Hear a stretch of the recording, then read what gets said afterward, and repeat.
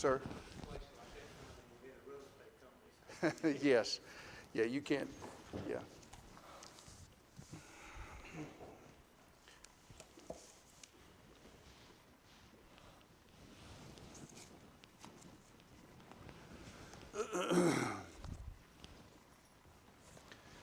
Well, it is past time for us to begin, and I apologize for that. Good to see all of you this morning. A couple of things. Got a call from Farron this morning, and he was passing some blood, and so he and Sister Sandra were going to the emergency room, and he'd called his doctor about that. Lee is not having a good morning at all. She'd gotten up and had her coffee, and it went downhill from there. But I appreciate your concern for her, Farron, and everyone else. Glad we have some visitors, and we hope that our time together will be first pleasing to the Lord and profitable to each other. We finished Malachi and actually had a type of an overview of the Old Testament insofar as just some principles that I believe are available for us to learn, some things that can help maybe instill faith in us. And I wanted to start this morning. As you know, we are in the years of silence. If you would go ahead and turn on in your Waldron material to the page that would start that, which I think is around 115. Yes, 115. And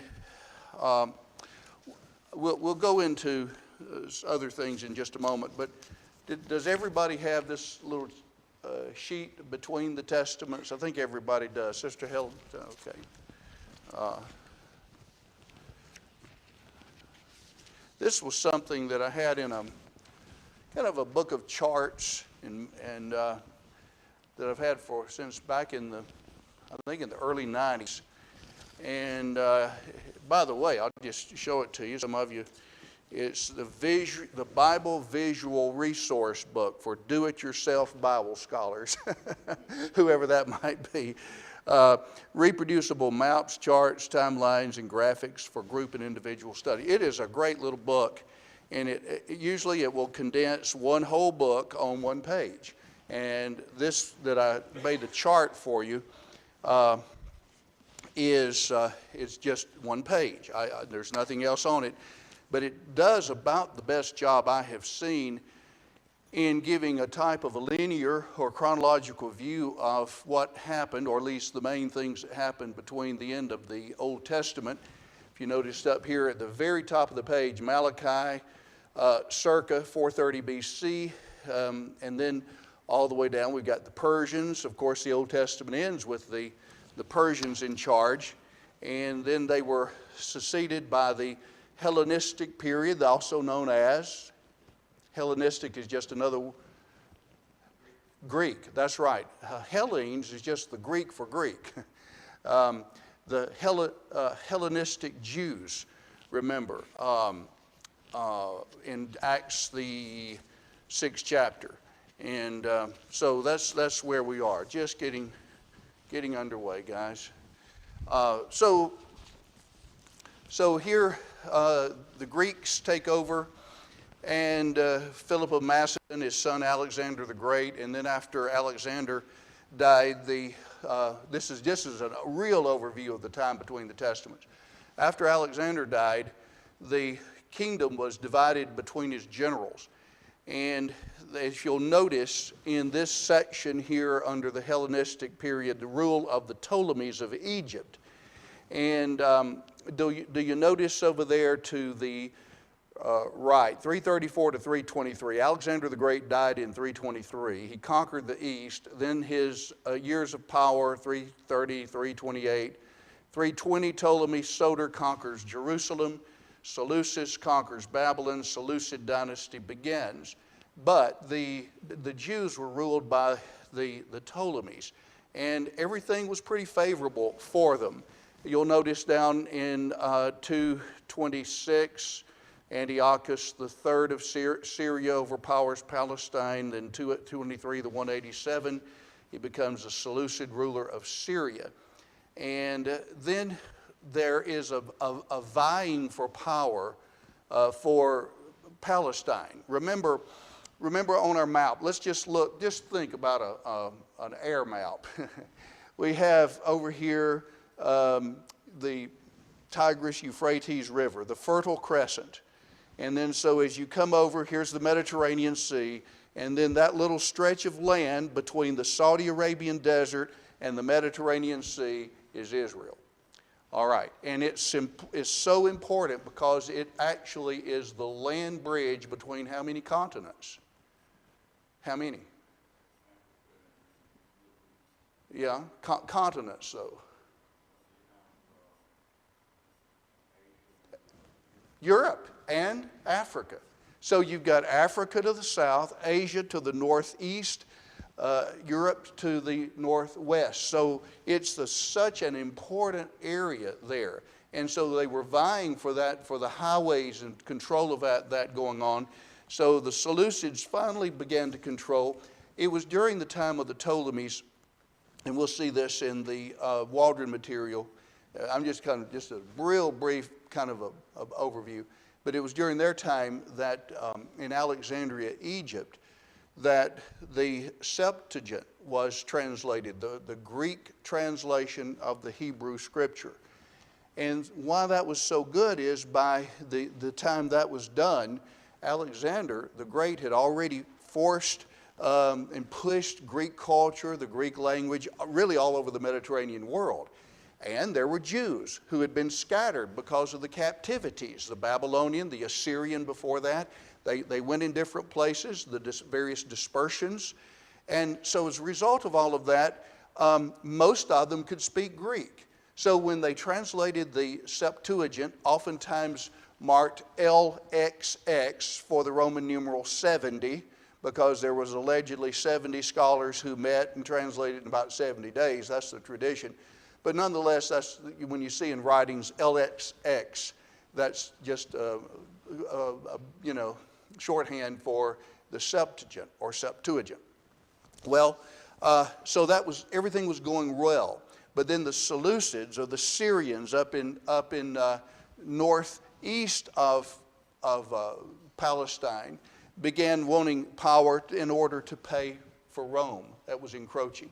And so as a result of that, they encroached on Israel and really began pushing Greek policy, Greek culture, as well as the Greek language. And so then you notice here in the Hasmonean period, 166 to 63 BC, there were Jews who wanted to fight against that.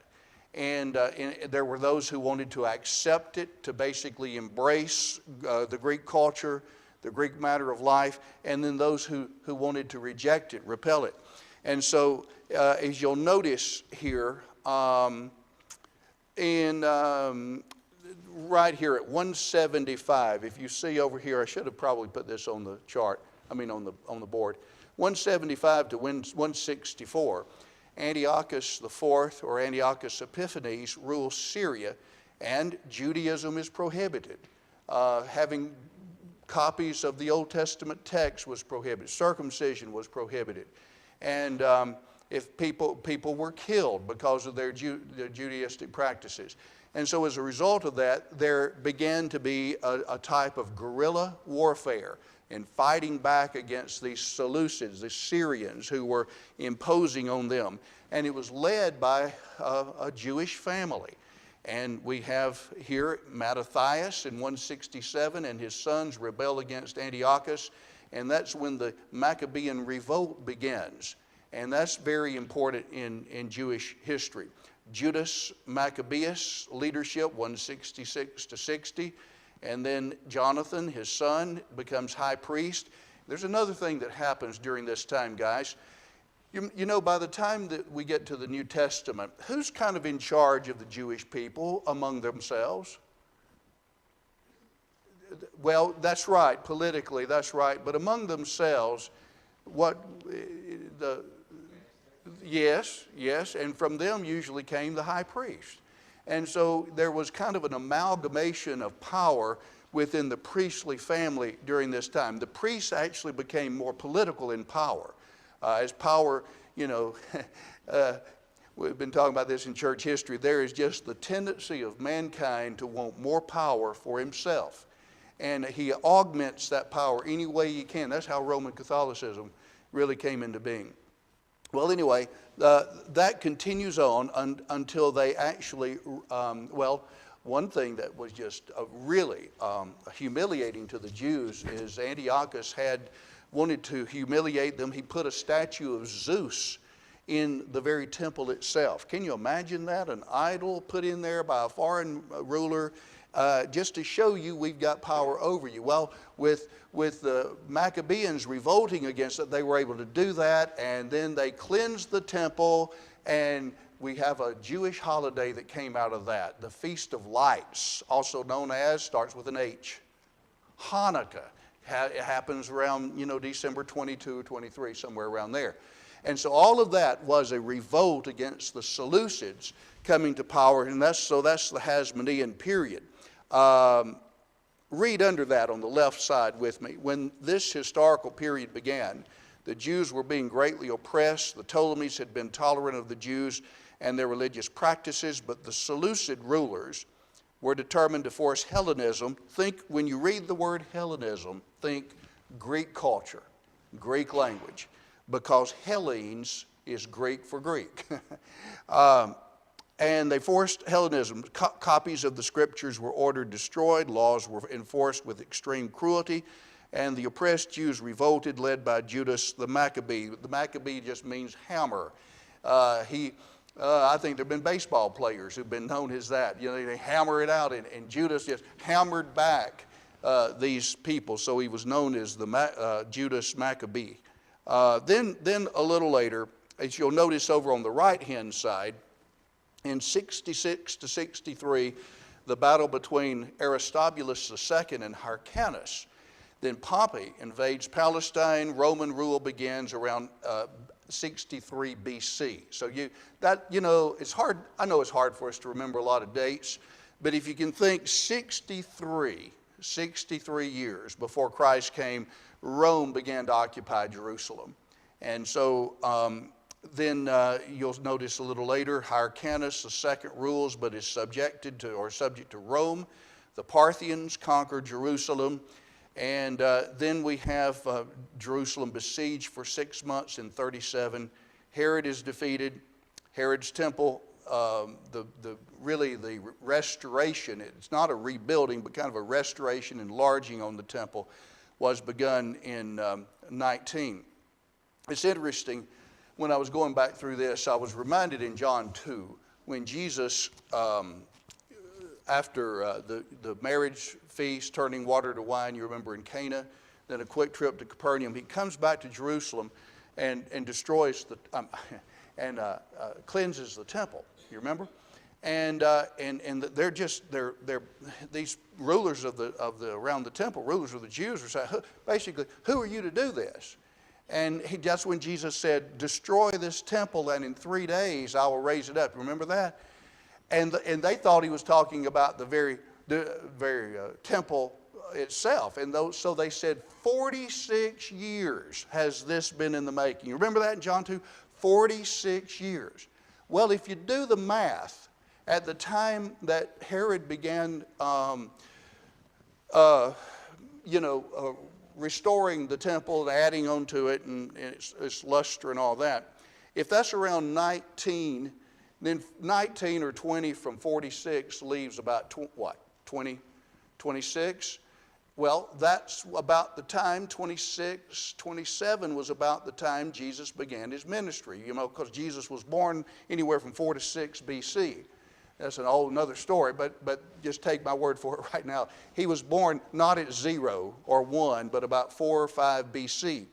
And so what happens, and you put the years after that, and that's about right, 46 years. Anyway, that's about 19 BC. Then Herod visits Agrippa. Herod dies around 4 BC. That's another reason why we know, because it was Herod the Great who ordered all the little baby boys in Bethlehem what? killed in Matthew, the 2nd chapter.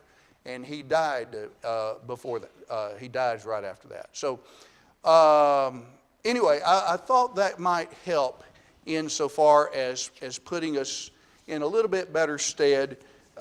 I'm helped, and I feel like if I'm helped, maybe you could be helped by seeing it in visual form, kind of like that. I mentioned the other night also, Baker's Bible Atlas, that some of you may have, has a tremendous section of what was going on among the Persians. A postal system was developed among the Persians. Years ago, you know that passage in Galatians 4, verse 4, but when the fullness of the times came, God sent forth his Son, born of a woman. Y'all remember that passage? And if you think about the fullness of times as the times that were ripe, R-I-P-E, for Jesus to come into the world, you've got, with the Persians, the postal system, with the ability to carry letters a little bit better. With the Romans, you had a highway system that was built to allow the citizens to, well, actually, it was kind of like Hitler's Autobahn in Germany. It was primarily built to allow the troops fast, access from one part of the country to another. And of course, in our country, Eisenhower with the freeway system did the same thing. Well, it goes back really to the Romans. And those Roman highways or roads like the Egnatian Way and the Appian Way and all those were able to allow Roman citizens to have faster access over the then known world. And so you put all of that together, the established religion being corrupt and everything in politics just right. But when the fullness of the times came, God sent forth his Son, born of a woman, born under the law, that he might redeem them that were under the law, that we might receive the adoption of sons. And so all of these things were leading to this time, and that makes it significance for us. Comment, question? I thought as I was going through, the big thing I've forgotten to do so far? Our readings. Our readings. Let's go back real quickly. Take a pause on this and we'll come right back and we'll go very quickly through our Bible readings. We have for this morning, we have on our schedule number 90, 91, and 92. That would be Thursday, Friday, and Saturday. 1 Samuel 15 through 1 Samuel 24. We'll recall as we're going through the readings, 1 Samuel is a book of transition. The transition being from the judges to the kings. And so in 1 through 7, we have the judgeships of Eli and Samuel. And then in 8 through 15, the reign of whom? Saul. And then we pick up in 15. I mentioned Wednesday night that there are 3 mistakes that Saul made. One in chapter 13, one in 14, one in 15 that are recorded for our learning. His ill-advised sacrifice in 13, the command not to eat of anything even when the troops were famished. Jonathan comes in and eats some honey, is refreshed. The troops do not kill Jonathan. They understand that Saul is just off his rocker. And so the 15th chapter is the last thing, and that's when Samuel says, Saul, God wants you to utterly destroy the Amalekites. And did he? No. He spared some. He spared the best of the oxen, the cattle and so on, the sheep. And then when Samuel comes to him about that, and he spared the king, whose name was Agag. And when Samuel comes to him and says, what means the bleating of the sheep and the lowing of the oxen? And he says, well, we're going to use these for sacrifices. We gave this to God, He says, no, you haven't, and the kingdom is going to be stripped from you. So, from 16 through 31 of 1 Samuel, we have the decline of Saul and the ascension of David. All right, real quickly, in chapter 16, Samuel does what to David? He anoints him. 17 is the big chapter where David comes out of the woodwork, so to speak. What David does what in 17? He kills Goliath. And as a result of that, in chapter 18, It's kind of like back in the 80s, there was a song made for Bo Jackson, you know, there was a song after these athletes. There was a song after whom? After David. Saul has slain his thousands, but David his 10,000s. And what did that create in Saul? Yes, and so from then on, Saul, if you'll notice in 18:9, Saul eyed David from that day forward, and it never stopped. And did David really do anything wrong? Only thing he did wrong was try to live right, wasn't it? And Saul despised him. So in chapter 18, if someone could defeat some of these Philistines, Saul was going to give a daughter to this person who would defeat them. And who was the woman's name? Michal, right. And who is the one who defeated the Philistines? David. And so in reluctance that happens. But he needs some help. And who intercedes for David in chapter 19? Jonathan. And Jonathan is now on the run from Saul. He goes to Ramah. Saul pursues him with some of his men. And then again, Jonathan and David secretly meet. And basically, Jonathan covenants with David, I'm going to protect you from my own father. You know, sometimes that's a tough thing for us to do, isn't it? When we've got a close family member and the close family member is just not living right. What do we need to do? We just need to determine that we're going to live just like he or she does, right? No. Whenever the family member doesn't do right, we just renew our covenant with God. I'm going to do right. And even as much as I might love him or her, I'm going to try to go to heaven. I wish they would change. But nonetheless, that happened between Jonathan and Saul. In chapter 21, by the way, some of David's beautiful psalms are written during this time. We don't have time to look at that. David comes to where in chapter 21? Nob, and he is accepted there, and he's able to eat some what to refresh himself? Some showbread. Not lawful for him to eat, but he did it anyway. And then you've got this fellow by the name of Doeg, the Edomite, who comes in. Eventually, what happens? Somebody tell me what happens on Doeg. He informs Saul that what has happened. A little bit later in chapter 22. What's that, Patty?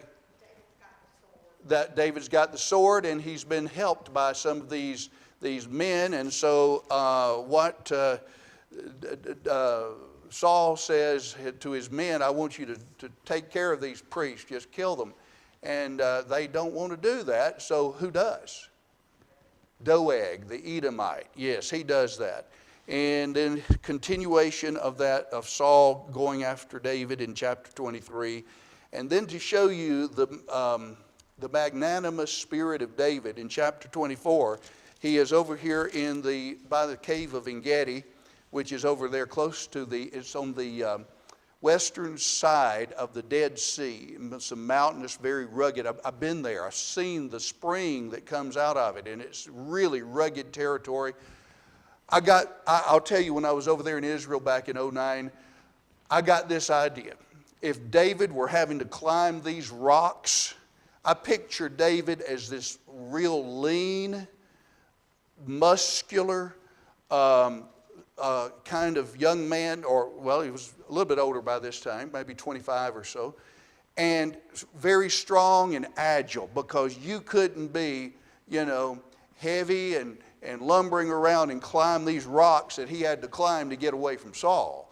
And when you read what happens, that's what he was doing. And anyway, I picture that when you see it over there. Now, he might not have been exactly like I think, but I think it's pretty close. So anyway, in chapter 24, David is able actually to kill Saul. And Saul's in a cave here, and what does he do though? He spares his life. And so he shows Saul, look, his hand's off. I'm not trying to hurt you. But Saul is a wonderful example of where bitterness and jealousy can take a person. And it's just a terrible thing to be eaten up with jealousy. And rather, he should have been thankful that that David was on the Lord's side? Well, let's all be on the Lord's side. Let's all honor the Lord the way we should. But that was not the case. Comment or question? Okay, let's go back then. I want us to glance down on our Waldron material here on page 115. And then I want us to look at some slides that I have ready. Starting at, well, on the left-hand side, you notice the periods of Bible history: creation, flood, scattering of the people, all the way down to where we are, the years of silence, and all we have left is the New Testament. The first paragraph: after the years of Ezra, Nehemiah, Malachi, there was a period we are calling the years of silence. Sometimes you'll read the intertestamental years, or intertestamental period, or the period of the years of silence, whatever. For 400 years, there is no recorded message from God. The prophet Amos had predicted such a time. The days are coming, says the Lord, when I will send a famine through the land, not a famine of food or thirst for water, but a famine of hearing the words of the Lord. Amos 8, 11, and 12. So the time has come. The Bible does not tell us all about that. Parts of it were prophesied in Daniel 10. If you drop down to, let's see, 1, 2, 3, 4, 5 lines on that paragraph. Nevertheless, do you see that? Very, very beginning of the line. Nevertheless, nearly all of our material on the history of this period as it touches the Jews comes from the apocryphal books called 1st and 2nd Maccabees and from the historian Josephus. Everybody understands Josephus was a what by birth? He was a Jew, but he capitulated to the Romans and wrote extensively about the Jewish history. So what Josephus writes and these others write are uninspired books. The works, the 1st and 2nd Maccabees and some of the others are in some Bibles, in the Catholic Bibles, but they're not considered canon. They're not according to the rule of inspiration, but they appear in some Bibles. They don't have the marks of inspiration. The next paragraph, some people find this fascinating, others dull. But it's helpful for us to have a general understanding of of this time in order to appreciate where somebody says, well, where do these synagogues come from? Here's a good student. You're a teacher in a Bible class. And Miss Susie, where did the synagogues, Jesus came into a synagogue. Where'd they come? Where'd they start? Well, it's good to know about that. They're speaking Greek language by the time of the New Testament. How'd that get there? The Sabbath has additional laws, a Sabbath day's journey. How did that come about? They were very particular about their tithing. Even the smallest of little herbal plants meant anise, cumin. And where'd all that come from? When we ended Nehemiah, what were they doing about tithing and offerings? They were sliding. They were holding back. They weren't giving to God. Malachi says, if you just test me. Bring all this in, and the windows of what? Windows of heaven will be open to you. And so there were tremendous differences that came about during this time after the end of Malachi and the time of Jesus. Notice in the last paragraph, when we open the pages of the New Testament, we find a Roman Empire and power which was not even in view when the Old Testament closes. The Greek language is universally spoken when it was unknown to the Jews of the Old Testament. Jesus and the apostles quote regularly from a Greek translation of the Hebrew Old Testament called the Septuagint, meaning the 70. We went over that a while ago. Commonly referred to by the symbol LXX, Roman numeral. Next page. At the close of the Old Testament that we studied recently, Ezra, Nehemiah, Malachi all found the people of their day very negligent about keeping their law. We mentioned that. To the degree, if you drop down to the third line, yet by New Testament days, Jews were so strict about keeping the Sabbath, they were ready to kill Jesus because he healed people on the Sabbath. The people of Nehemiah's day did not bring their tithes to make it possible for the Levites to stay in Jerusalem. Dropping down a line, by New Testament days, some Jews were so strict about paying tithes, they went out and counted the leaves on their herb plants in order to give 1/10 of their increase to God. What made the difference? Various parties, Pharisees, Sadducees, Essenes, Zealots, both political as well as spiritual in outlook. Their rivalry was intense, yet such parties did not even exist in the Old Testament. A family of Edomites, now called Idumeans, The Herods ruled over the Jews by Jesus' day under the authority of Rome. They included such New Testament characters as Herod the Great, who was the ruler when Jesus was born, Herod Antipas, Philip the Tetrarch, Philip the husband of Herodias, Archelaus, Herod Agrippa I, Herod Agrippa II, Drusilla, Bernice, and others. Even the little land itself is now called Judea instead of Judah. When the Old Testament closed, the Jews controlled only a tiny area of about 25 square miles surrounding Jerusalem. Even this little province was struggling materially. By the New Testament, the whole land was prosperous.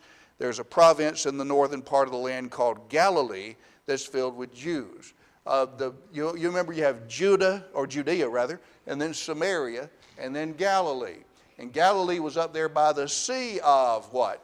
By the Sea of Galilee. The word Galilee just means district. That's all it means. It means district. It's like this far-reaching district. And it's interesting, and I think it's Matthew 4, verse 18, where Jesus goes up into Galilee, and he quotes from Isaiah, and he says, it was prophesied that Galilee of the Gentiles, that is the district of the Gentiles, up there in the northern country where those roads kind of came in and intersected, where the pagans from way over there toward where Padan Aram used to be, they would kind of come into that area, and they saturated that northern, so it was called Galilee, or district of the Gentiles, Galilee of the Gentiles. But anyway, we find that in that Jesus, those of you who've been in our life of Christ, how many years did Jesus spend in Galilee during his ministry? I know, Greg, you know, y'all been, you remember? It was at least 2 years of the 3.5 years of Jesus' ministry he spent up in Galilee in the so-called Great Galilean ministry. And so, Richard, you and Ellen are supposed to sound out like that. Just pop it off, yeah. Okay, anyway, he mentions that in that paragraph. The land borders were different. Then the next to the last paragraph, the Samaritans of Zerubbabel's day and of Nehemiah's day were major enemies to the Jews who were trying to rebuild their city. Who are these fellows in Nehemiah who Tobiah, Geshem, and Sanballat? You remember them? And how they were just arch enemies of Israel and Nehemiah, and critical of God, critical of the people of God, in Nehemiah especially. Anyway, to show you how compromising they were, which one of those three, I had a little article on it, which one of those three had residence in the temple until Nehemiah ran him out of there? All right, which one? Tobiah, yeah, Tobiah. And so he ran him out. So anyway, the Samaritans were major enemies. By New Testament days, there was a province between Judea and Galilee where the Samaritans lived. And there was still hatred between the Jews and Samaritans, but they were no longer a threat to each other. To kind of give us that dovetailing into that, think in John 4, when Jesus, went from a route around Jerusalem where he'd spoken to Nicodemus. You remember in chapter 3. In chapter 4, he goes northward, up northern part of Judea through Samaria in order to get to Galilee, and he finds the woman at the well of Sychar there, which is right close to Samaria.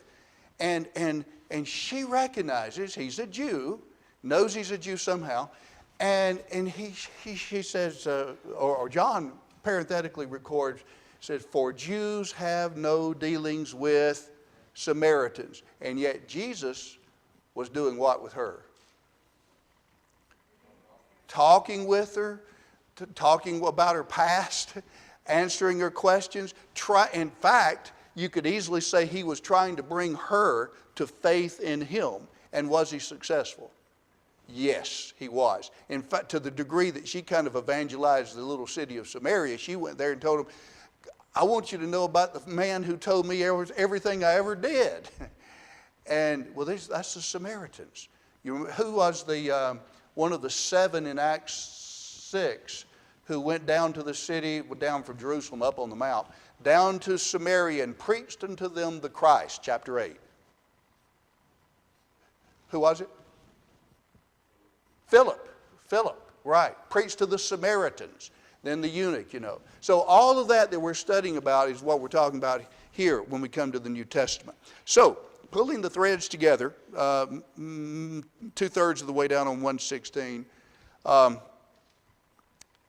because of the difficulties involved in studying this period, it helps to think if you could pull, they have at least 4 strings together, and they illustrate it. If you have 4 threads hanging down, each is a different color. You reach up and take one, then another, braid them together into a cord. Each thread, as it is braided, can be followed by its color, by its influence upon the world of its day. 4 distinct threads. The thread of Persian history through the years of silence. Second, Grecian history, or the Hellenistic age. The third, the thread of Roman history. And then fourth, during all this time, what's happening to God's promise, Brother Charlie? He's still going on. The seed promise is still alive. God had not forgotten his promise to Abraham, Isaac, and Jacob. All right, let's pause here just for a second. And what I want to do is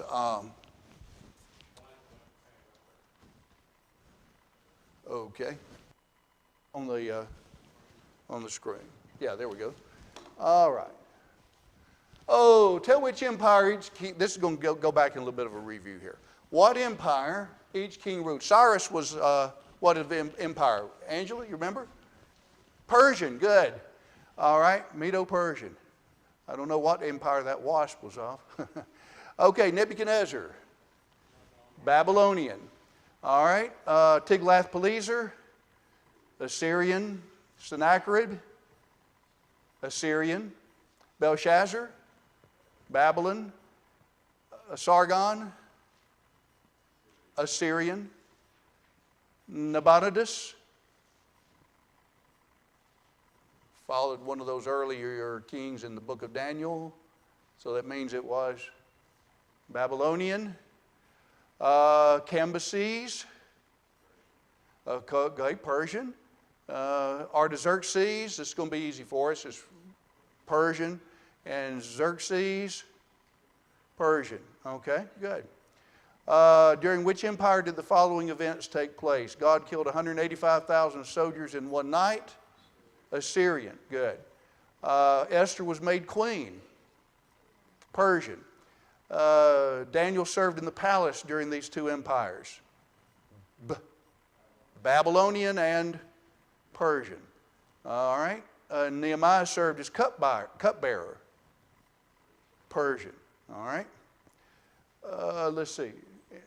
During what empire did the following events continue? Sheshbazzar led a group back to rebuild the temple, also known as Zerubbabel. What empire? Persian. Okay. Nehemiah rebuilt the walls of Jerusalem. Persian. Samaria fell. Assyrian. Jerusalem was burned to the ground. Babylon. Okay. During which empire did the same thing? Nebuchadnezzar was the best known king. Babylon. Jeremiah told his people to surrender. Babylon. The kings uprooted all defeated people, moved them far from their homeland. Assyria. Kings usually left all people wherever they found them as long as they were loyal to them. Persians. Or Babylonians, I'm sorry, Babylonians. Persians did some of that. Keep going. The king gave all captive people permission to return. All right, Cyrus the Persian. The empire controlled the most territory. Persia. Empire lasted the shortest. I know you know, Richard. You know? Babylon. Yeah, Babylon. The empire was known for its cruelty. Assyrian. Right. All right. And the empire had a rule that its laws could not be changed. The law of the Medes and Persians. Yes. The empire took the people of Israel captive. The Israelites now, not Judah. Assyria. All right. And Judah. Babylon, you know that. Mordecai was given a position of honor. The Persians. Okay. When did God fulfill his promise to Abraham? He made a great nation. When did he make a great nation of his seed? What time period, guys? This is kind of a review. Exodus, yeah. Really Exodus 1 through 19. 19 through 24 is when the covenant was made. They come to Sinai, delivered from Egyptian bondage. Given the land of Canaan to his seed. Well, that's a gimme there. It's when they do what? Conquer and divide it. Yeah. All right. Brief answers now. What promised to Abraham was still not fulfilled by the days of the captivity? That's the gimme, isn't it, David? The seed. Yeah, the seed promise, which Richie Thetford has the death, burial, and resurrection of Christ, because in thy seed shall all the nations of the earth be blessed. And so that had to do with that. How long was the captivity of Judah due to last according to Jeremiah? 70 years. Good. Which king would allow the Israelites to return and rebuild Jerusalem according to Isaiah? Starts with a C. Cyrus. Good. Okay. Did God keep his promise to allow a remnant of Jews to return to their homeland? Yes. And it was during the days of Cyrus. Did God bless the return group as much as he had offered, and why? First of all, did he bless them as much as he originally offered? Yes or no? No, he did not. Why, Patty? I'm sorry, they rebelled. They did not do it with what kind of a heart? A joyful heart, a heart that was glad, and we read that even in Malachi. All right? Now, here you go. Put your thinking cap on quickly here because we're running out of time. Put them in chronological order. Think temple, Exodus, United Kingdom, Assyrian, conquering Canaan, promises Abraham. So what's first? Huh? Promises to Abraham. All right. Think Genesis 12 and following. What's next? The Exodus. Good. After Exodus? All right, good. Wandering in the wilderness. And then after that? Judges. Joshua then, or they conquer the land first. And then after that, that's Joshua. Then what's next? Judges. After the Judges, the United Kingdom. Now it's getting easy. United Kingdom, then what? Divided Kingdom. Assyrian captivity, then we got three left. Babylon captivity and return and walls of Jerusalem rebuilt. Okay? You did pretty well. Patty and David did pretty well, didn't they? What about everybody else? I didn't hear I'm wanting the roof to come off and everybody say, Babylon, and just a big... All right, the prophet who was sent to warn the Assyrians? That's a gimme, isn't it? Jonah, who's buried in Grant's tomb. Grant, yeah. Okay, rebuilt the walls of Jerusalem. Who did that? Nehemiah, yeah. The prophet who said God left the temple and Jerusalem? Ezekiel. The Jewish maiden who saved her people from annihilation? Esther herself, right. Okay, who rebuilt the temple? Ezra 3. Who rebuilt the temple? Zerubbabel. His primary goal was to restore the worship. Ezra. Prophet who urged the completion of the temple. Well, it's given there. Haggai. The prophet who said close the doors of the temple.